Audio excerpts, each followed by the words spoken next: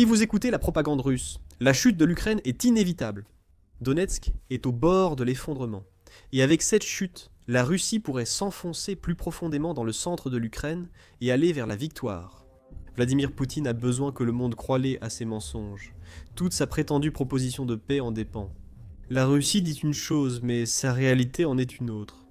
En réalité, Poutine a ruiné la Russie pour seulement 0,97% de l'Ukraine, depuis le début de son opération militaire spéciale. Plus d'1 million de soldats russes sont devenus des victimes d'une guerre au cours de laquelle la Russie n'a pratiquement rien conquis de l'Ukraine. Selon Deep State, dans un rapport du 18 août, les gains russes des 3 dernières années et demie sont très faibles. Selon le Kiev Independent, ces chiffres dressent un tableau plutôt sombre pour Poutine. Après avoir réalisé des avancées significatives au cours des 3 premières semaines de l'invasion, le rythme d'avancée russe a tellement ralenti qu'il n'a réussi à s'emparer que de 22 556 miles carrés de l'Ukraine depuis novembre 2022. L'invasion initiale de la Russie, puis les mois où l'Ukraine a constitué des stocks d'armes, ont facilité l'avancée russe. De février à novembre 2022 environ, 40 et 1 950 miles carrés d'Ukraine ont été occupés par la Russie. Cela représente toutefois un rythme d'avancée d'environ 4 661 miles carrés par mois. La moyenne ne reflète pas le fait que la majorité de l'avancée initiale de la Russie a eu lieu pendant les premiers mois de la guerre, après avoir pris l'Ukraine par surprise. Il y a eu 325 mois depuis cette poussée initiale d'occupation. Divisé 22 556 miles carrés par 325 mois, donne une avancée de 694 miles carrés par mois. C'est 67 fois inférieur à la moyenne mensuelle observée jusqu'en novembre 2022. Cela montre que l'invasion russe, que Poutine revendique, est sur le point de s'effondrer. L'Ukraine n'a pratiquement obtenu aucun résultat. United 24 Media a relayé les chiffres de Deep State et cité les analystes. Depuis, l'armée russe progresse sans avancée majeure depuis novembre 2022 selon les analystes. Ce qui signifie que la Russie ne contrôle toujours qu'environ 20% de l'Ukraine, après environ 3 ans et demi de guerre brutale. Les chiffres pathétiques de l'occupation territoriale sont déjà assez mauvais. Mais il y a aussi les personnes, 1 060 et 11 780 d'entre elles au 19 août, selon le ministère des Finances ukrainien. C'est le nombre de soldats russes que Poutine a sacrifié à la mort, aux blessures ou à la capture depuis qu'il a lancé son invasion à grande échelle. Nous avons déjà mentionné que cela signifie que plus d'1 million de pertes russes est le prix qui a été payé pour 20% de l'Ukraine. Si l'on prend seulement les totaux de base, les moyennes ne semblent pas si mauvaises. Pour la Russie, échanger 442 056 miles carrés de l'Ukraine contre 1 060 et 11 780 reste un taux d'attrition énorme. Cela revient à environ 24 soldats par 1000 carrés de territoire gagné. Ce n'est pas idéal, mais si la Russie avait gardé son rythme initial, elle aurait presque submergé l'Ukraine aujourd'hui. Cependant, ces chiffres sont trompeurs.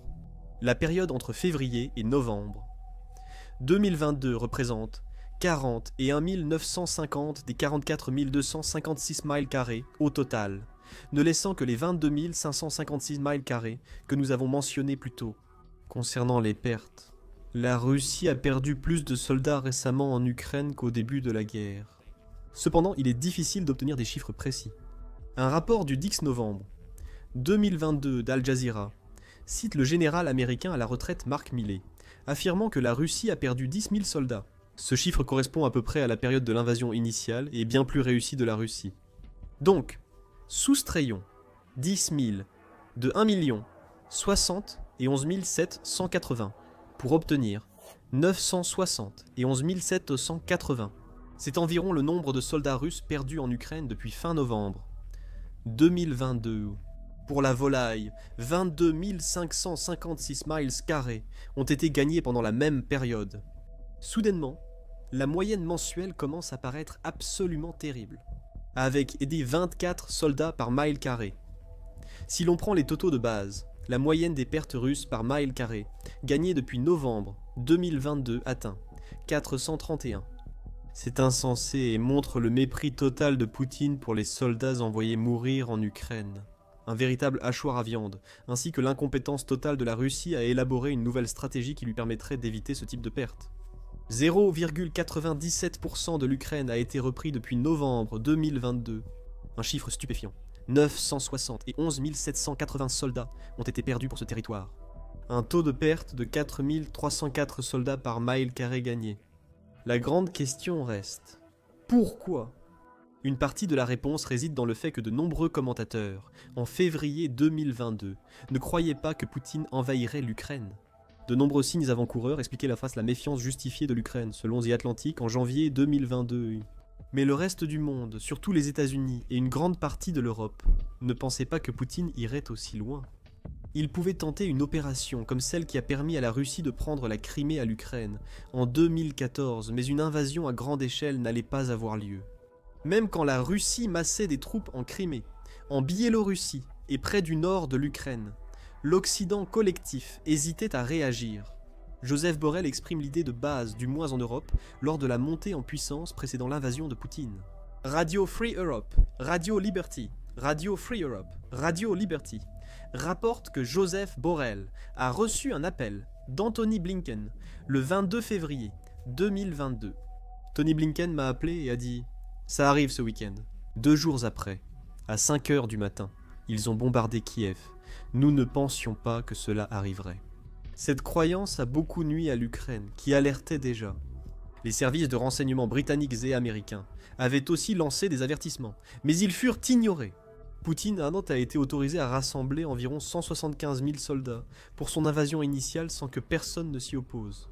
L'Ukraine a dû gérer seule, avec un équipement soviétique limité, une armée plus réduite et moins de groupes de défense territoriale qu'actuellement. La progression rapide de la Russie était due au manque de sérieux de l'Occident face à ces avertissements. Et ce n'est qu'après que l'Ukraine a réussi à repousser cette première avancée et que l'aide militaire a commencé à affluer de l'Occident, que nous avons commencé à voir un retournement de situation. D'un élan rapide, les forces russes avaient été ralenties, jusqu'à ramper en novembre 2022 durant les premiers mois de la guerre. Les drones ont joué un rôle clé dans la défense de l'Ukraine, tout comme la révélation de la faiblesse de la Russie, un tigre de papier.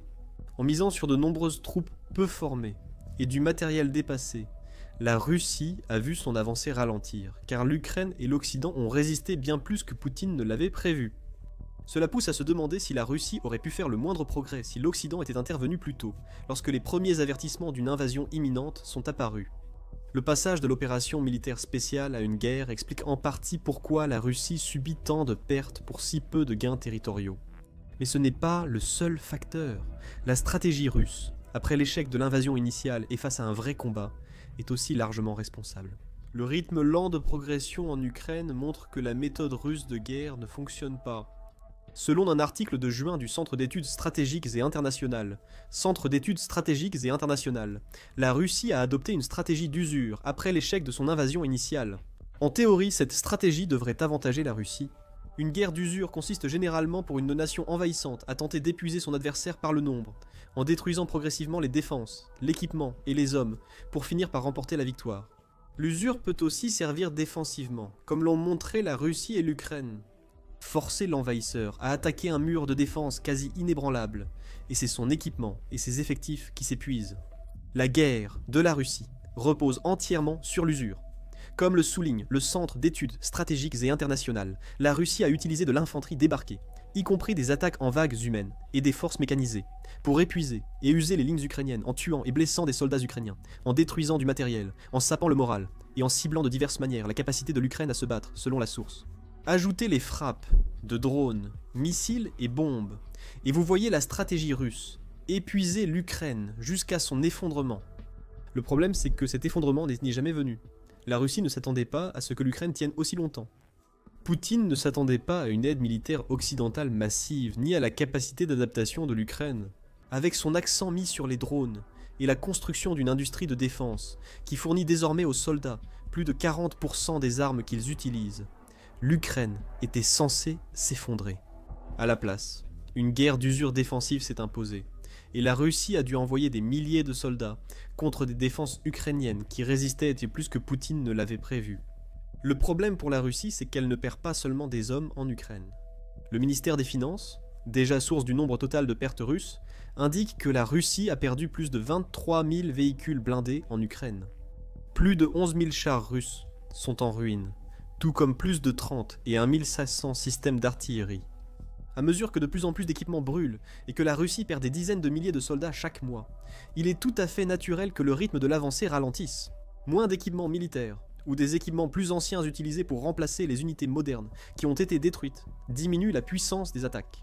Envoyer des recrues à peine formées au front à cause de lourdes pertes rend aussi les offensives russes moins efficaces. La Russie était plus faible que prévu lors de l'invasion de l'Ukraine, et elle s'est encore affaiblie depuis, car la façon russe de faire la guerre a totalement changé. C'est simplement l'usure qui frappe la Russie, ce que Vladimir Poutine n'avait jamais anticipé. Bien sûr, on ne peut ignorer la troisième raison du rythme lent de la Russie. L'Ukraine y contribue fortement. Selon le Centre d'études stratégiques et internationales, les forces ukrainiennes ont infligé de lourdes pertes grâce à leur défense en profondeur, dans une guerre avantageant surtout les défenseurs. L'Ukraine a utilisé des tranchées, des dents de dragon, des mines et d'autres obstacles, ainsi que de l'artillerie et des drones, pour user les soldats et véhicules russes en progression. La défense de l'Ukraine face à la Russie a été à la fois courageuse et brillante. L'Ukraine a toujours anticipé et riposté face à la Russie.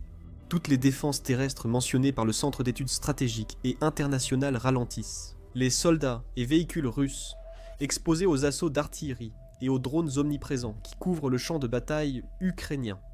L'Ukraine contraint la Russie à lutter âprement pour chaque mètre gagné, sans rien faciliter aux forces de Poutine.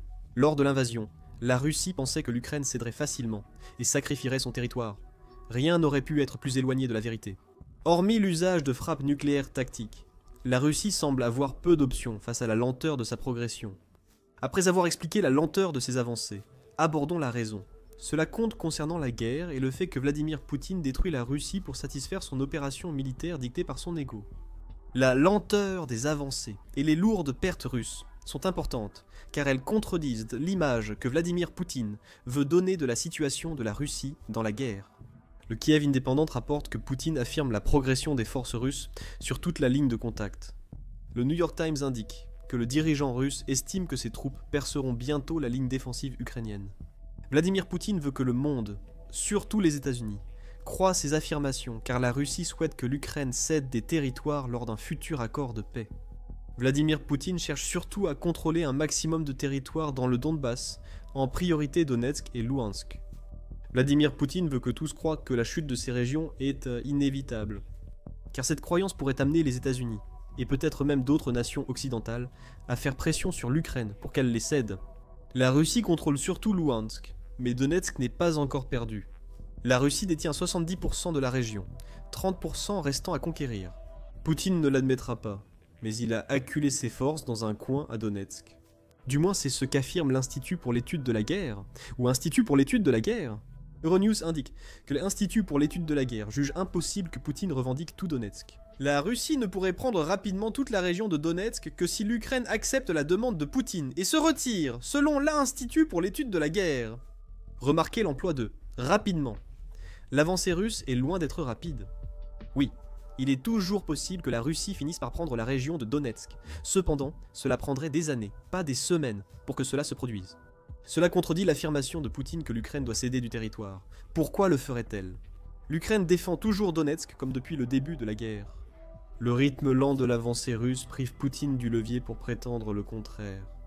Gardez à l'esprit que la Russie a lancé une offensive d'été pour régler ce problème. Cette offensive impliquait l'ouverture d'un nouveau front à Soumy, auquel la Russie a consacré environ 50 000 soldats, ainsi qu'une paire de fronts dans le Donetsk, tous deux proches de la ville clé de Pokrovsk. Ces deux derniers fronts comptaient 110 000 soldats qui leur étaient dédiés.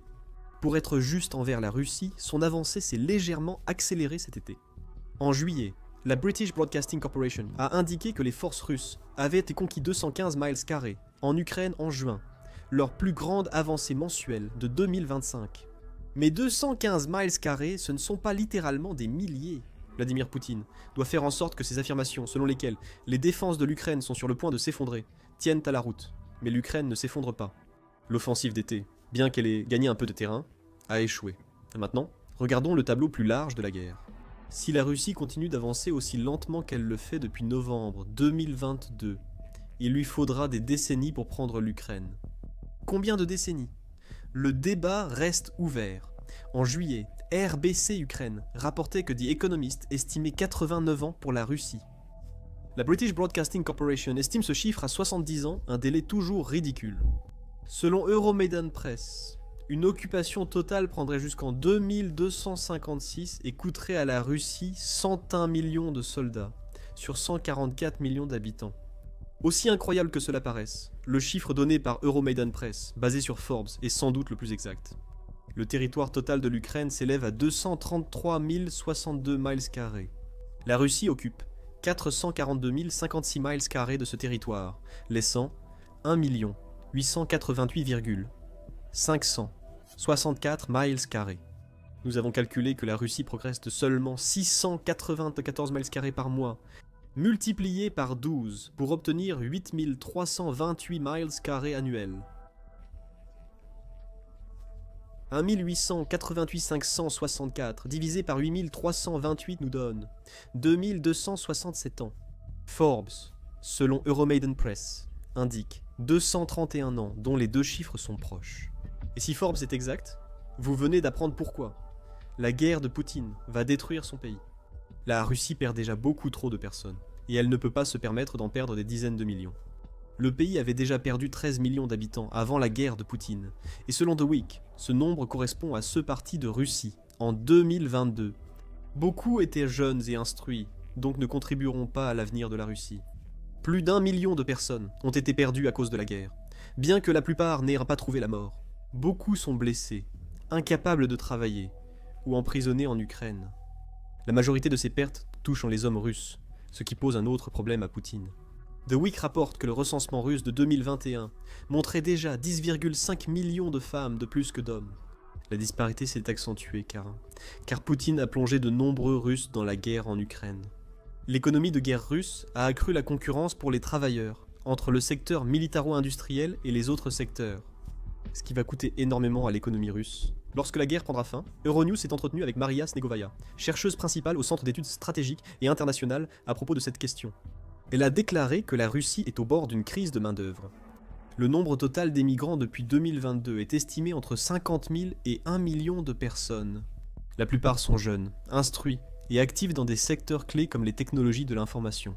Snegovaya évoquait les Russes ayant quitté leur pays après l'invasion de Poutine, ainsi que les mobilisés et volontaires, globalement, en raison de la mobilisation due au coronavirus et des pertes de la guerre. Entre 2020 et 2023, la Russie a perdu 19 à 28 millions de travailleurs.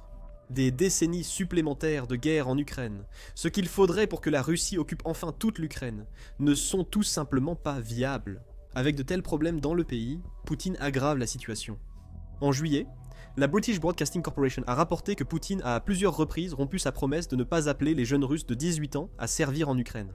Mais en 2 ans, la British Broadcasting Corporation indique que son équipe a révélé qu'au moins 245 soldats de 18 ans sont morts dans la guerre de Poutine. Il y a sans doute bien plus de jeunes morts non recensés par la British Broadcasting Corporation et d'autres qui combattent actuellement. Alors que la crise du travail due à la guerre en Ukraine frappe le pays, Poutine compromet aussi l'avenir de la Russie. Il est devenu une force vampirique qui semble déterminée à aspirer la sève même du pays qu'il prétend aimer plus que tout. Cela ne fonctionne pas, peu importe le nombre de jeunes diplômés que Poutine envoie dans l'armée russe. Le rythme lent de la Russie fait que même ces jeunes ne changeront rien. La Russie ne contrôle que 20% de l'Ukraine. Il lui reste 80% à conquérir, et les chiffres du 18 août montrent qu'elle n'y parviendra jamais. Si cela arrivait, Poutine aurait détruit la Russie. La Russie n'occupera sûrement pas toute l'Ukraine, alors que son adversaire récupère des territoires qu'elle considérait avoir conquis. Nous avons évoqué Pokrovsk plus tôt, qui vient d'être le théâtre de la dernière humiliation de la Russie. La Russie pensait avoir percé dans cette ville, mais Pokrovsk a été libéré, et la Russie vient de tout perdre. Regardez notre vidéo, et abonnez-vous à The Military Show pour suivre les derniers développements de la guerre en Ukraine. Merci de nous regarder.